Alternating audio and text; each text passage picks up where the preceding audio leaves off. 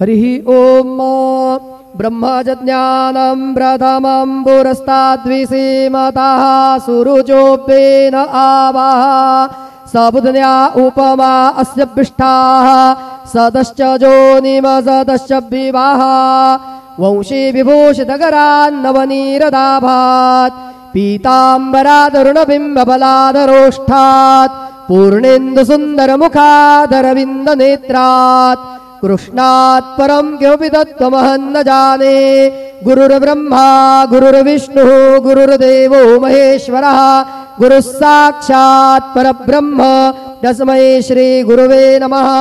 सद्गुरु साईनाथ देवताभ्यो नमः। सायं पूजा परिपूर्णार्थे विलेपनार्थे चन्दनं समर्पयामि।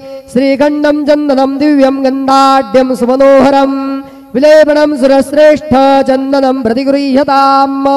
विलेपनार्थे चन्दनं समर्पयामि। अक्षदाच्युतश्रेष्ठा कुङ्कुमाक्तादुशोभिता मया निवेदिता भक्त्या गृहाण परमेश्वर।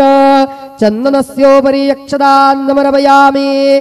अबीरञ्च गुलालञ्च हरिद्रादिसमन्वित नानापरिमलद्रव्यं गृहाण परमेश्वर। नानापरिमलसौभाग्यद्रव्याणि समर्पयामि।